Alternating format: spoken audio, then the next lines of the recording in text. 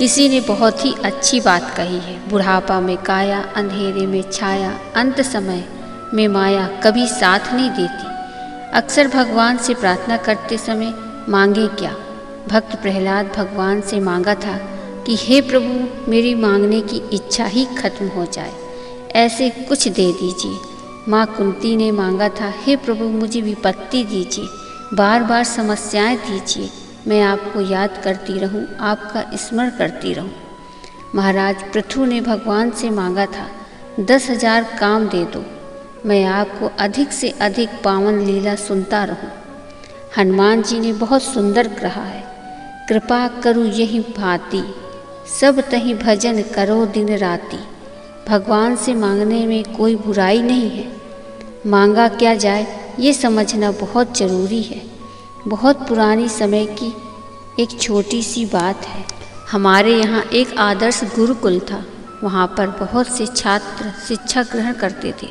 उसी गुरुकुल में एक ऐसी खास जगह थी जहाँ पर सारे छात्र इकट्ठा होकर प्रार्थना करते थे। उनके गुरु भी थोड़ा ऊंचाई में बैठा करते थे।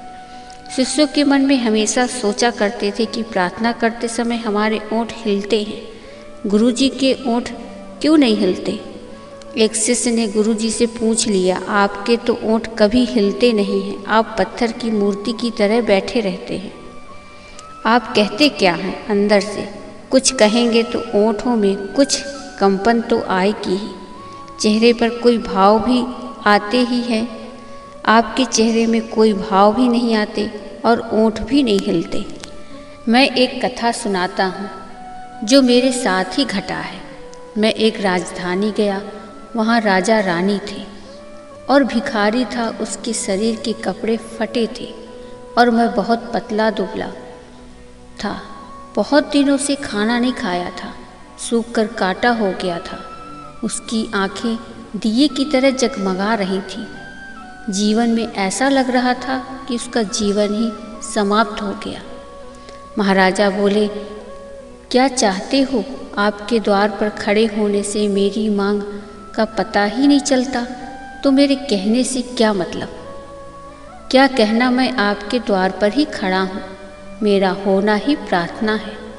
गुरुजी कहते हैं, उसी दिन से मेरी आंखें खुल गईं, उसी समय से प्रार्थना करना बंद कर दिया। ध्यान पर परमात्मा के द्वार पर जाकर खड़ा हो जाता हूँ। वो देख लें कि मेरी स्थितियों नहीं कह सकती, तो ये मेरी प्रार्थना से क्या कहेंगे?